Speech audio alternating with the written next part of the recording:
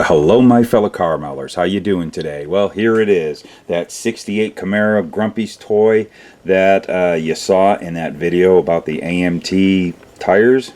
Well, I got those tires installed because I had to raid those old tires that were on it for an upcoming project. And, you know, it gave a nice look, good look to this old model. But I'll tell you, this model, it has some miles on it. I built this thing in the late 90s, and I always was a big Grumpy fan, and this was a model I really wanted to build bad. But back in those days, we didn't have a lot of material to go by to do things quite accurate. I ended up building this model off of the eyewitness accounts of someone who raced back in the day when this car was on the track.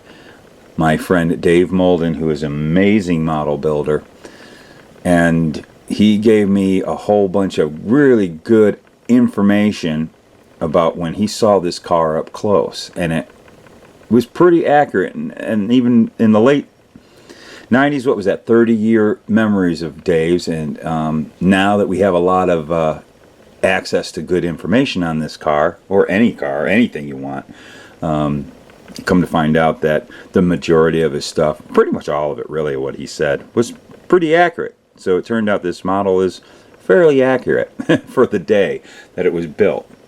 So I started out with the 1968 Camaro from AMT, did a whole lot of little kit bashing here, and I'm going to try to remember as much as I can. Like I said, you know, I started this build in 97, so we're going to try to remember as much as we can.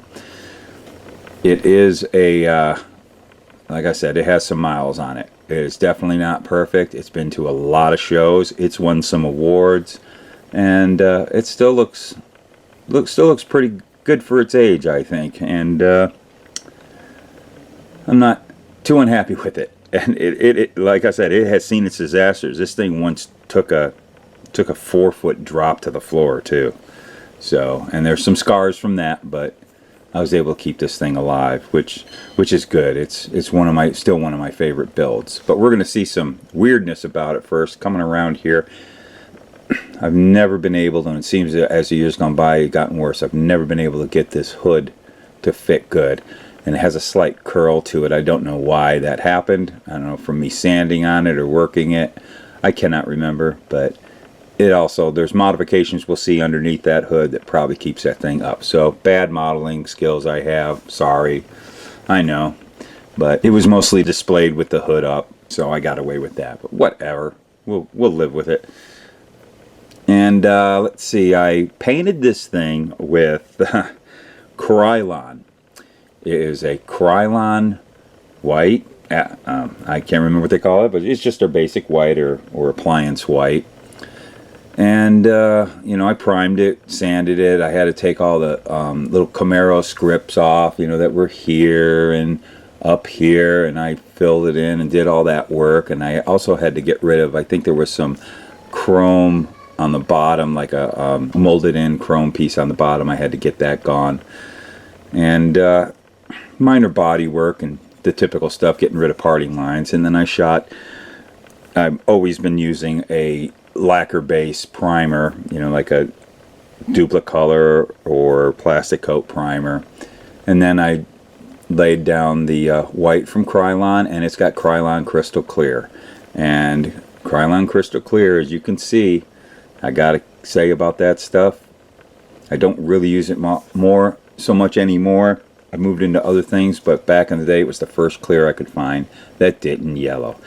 And you don't want yellowing on a white car, that's for sure. And I was doing a white car and I could not have yellowing. And it still has not yellowed. Maybe a tinge, but it looks pretty good. The decals here, only ones that were available back in that day, they were Fred Katie decals, which were interesting. Good thing today we've got the great decals put out by Slicks. Not knocking Fred. He kept us supplied for a long time when there was nobody else doing decals, so we could do a lot of cars we never could. But it was kind of like a silk screened register type decals, if none of you have ever used Fred Katie's, and each color was separate and you'd had to do multiple layers to get your get your multicolor decals down. And there wasn't a lot on Grumpy's, but as you can see with the Grumpy's toy here, there was a gold that had to be laid down, which isn't correct, it's just gold. He used a prism type gold, and then you had to lay the black outline down. And it's all Fred Katie decals. I think the contingency decals were out of the box decals. I didn't usually use Fred Katie decals when it came to contingencies, although this one may be, because it's a little goopy. I don't know, I cannot remember. But Fred Katie's contingencies usually wouldn't be that great, but the main decals worked out perfect. And I don't know, yeah, these are decals. I thought I might have hand painted some stuff, but not so much. And we're going to start doing a little closer look here soon. We'll get into the real nuts and bolts of this, but what are a few other things we want to show? Again, there's the new tires on there. Before I had the set of tires that came out of a Johan Pro Stock kit, I used Model Car Garage photo etched grill to get the Hideaway headlight grill, because this had a standard grill. I scratch built the grump lump just out of sheet plastic. And I think I hand lettered this. That's hand painted right there. The Super Stock C car is what I did. This would have been a car that in the configuration of running Super Stock back in like 68, 69. I believe I followed what it ran in 69. And then in 1970, he upgraded it for the new Pro Stock class. And this was the car that won the very first Pro Stock race against Sox and Martin. Yep. Okay, well, let's just jump right into the heart of this machine. We are taking a look at the engine. So the engine I used, I believe, again, digging out some memories, but what I thought was one of the best looking big block engines was one out of one of the Revell kits. I probably would say this came out of the Revell Pro Street 67 Chevelle, but it was a variation of that. And we got out of the box single barrel intake. I wanted to go with that look, with just running one carburetor. That was a common use when he was running it in Super Stock C, where you kind of went with the high rise with dual intake and dual carburetor. More happened when he got into Pro Stock and match racing and stuff like this, but this was the configuration I wanted to go with. And I was told he ran Moroso valve covers, possibly gold ones. He would paint his engine block black lots of the time. Sometimes he even painted, there's pictures of the intake was even painted black. That's a whole thing. I got shot down on the reason why he did it, so we're not going to even talk about that. It doesn't matter. It was just a little trick that the Grump did, but for aesthetics purposes on a model, I wanted to go with this. I thought about doing the all black because it was pretty cool. And the funny thing that my friend Dave said, that he would see these guys at the track, they'd pull out brand new intakes right out of the box from Edelbrock, and they'd start hitting them with spray paint and painting them black. And what are you doing to that brand new intake? Their buds would say. He's like, hey, I don't know what it does, but the Grump did it, so I'm doing it. Yeah, so funny stories. And when he told me that story, I had never seen a picture. It was about 10 years later. All of a sudden, I started seeing pictures on the internet when the internet blew up. And lo and behold, I've got a few of them. I'm showing you here. He did paint his intake black, his engine black, and all that. But I wanted to go with the orange. And I did. I think this is what my problem was holding up the hood. This alternator. I needed to get that thing a little lower. I never could get it right. And at this point, I'm not really going to bother. And remember my dipstick thing? It's got a dipstick over here. Carburetor was from the Revell ASA kits. Did my little guitar string I showed you guys in a past video for the return spring. You know, and your basic wiring and just cool stuff, just to make it look good under there. I kind of scratched it with some sheet aluminum, a cool can. And what do we got down here? A photo etched flex fan, just for the good look of it all. Let's tip this over so you can get another good look at this engine. And there's that catch can I built, just out of sheet aluminum.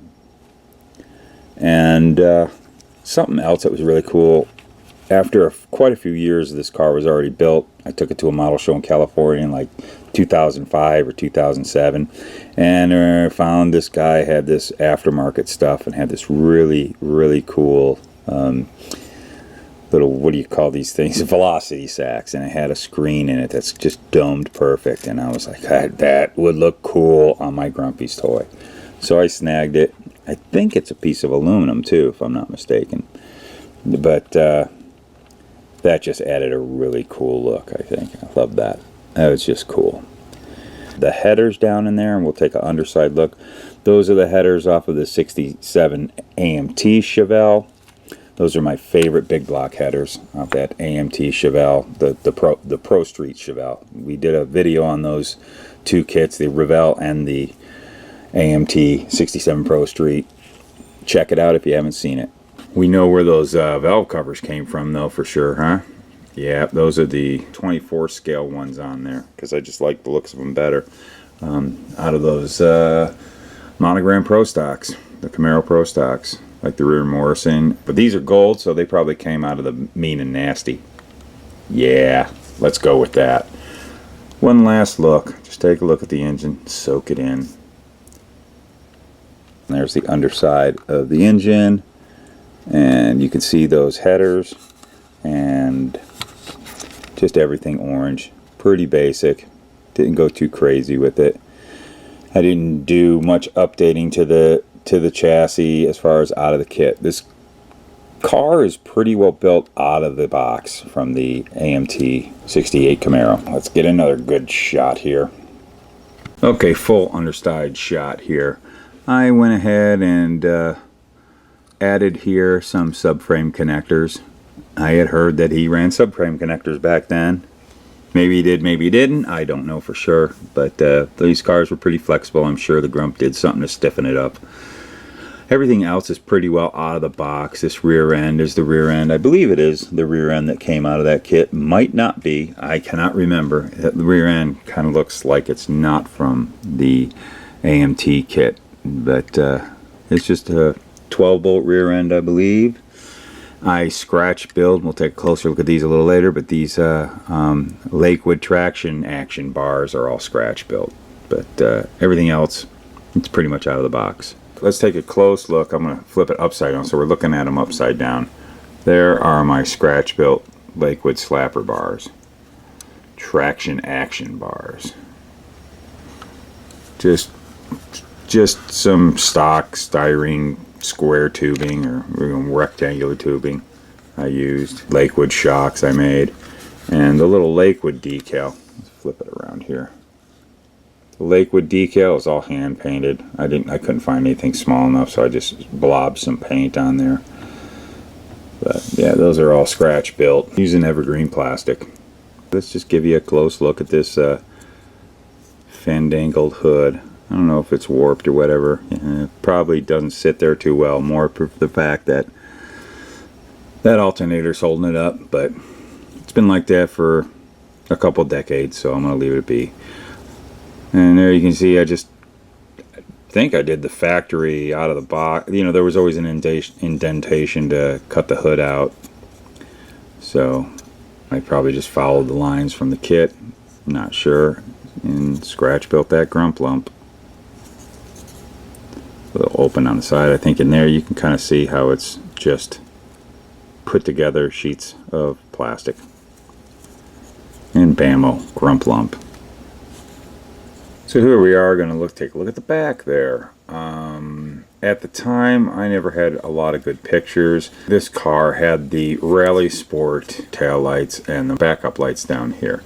There is a photo etched fuel filler right there, and I just on a copy machine, paper, did that little plate right there. You can see from damage right there really good, where this spoiler came flying off when it took that 4-foot drop to the floor some 20 years ago. But it survived it.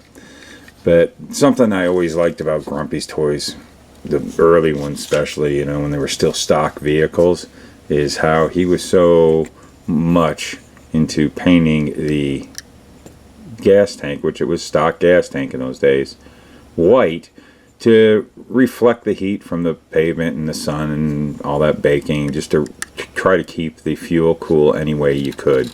Cool fuel equals horsepower. Now let's move to the inside, if we can really get a good look in there. Hopefully you can. I used from the model car garage kit, the photo etch kit. You can see in there that's all photo etched steering wheel. I think I used the wheel portion from the kit and then cut it off, and then we got in there. Let's see if we can get a good look. You see that? And the gauges are painted. Just a parts box gauge on the column there, the tack.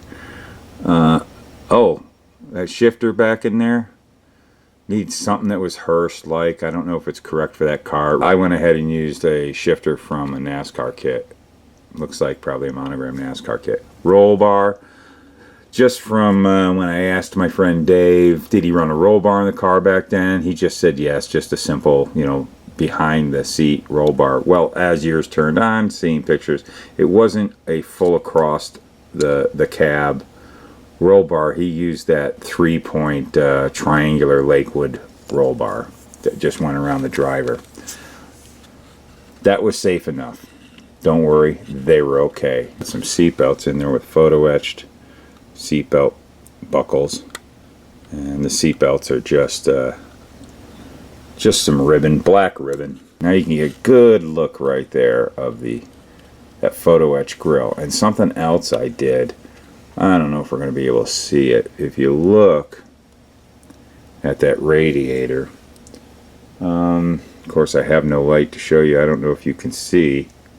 Watch this. I think you can see right through the radiator. The radiator is this really thick mesh. It looked like radiator, and light will pass through it. You can't really get a good see. Yeah, you see right there. You can kind of see reflection off of the photo etched fan. And that was some material, if you can get a good look at it. Just looked really good for radiator. I just cut the whole corrugated portion of the radiator out of the stock radiator from the kit and added this piece. This was like a metal filter that my good friend Tommy New gave me years ago. Just thought it looked cool. Thought I'd do that. It's a little rough under here, but front spoiler, that came out of the Revell 69 Camaro kit. Get a close look at those wheels and tires. Those are the wheels that I had on it originally.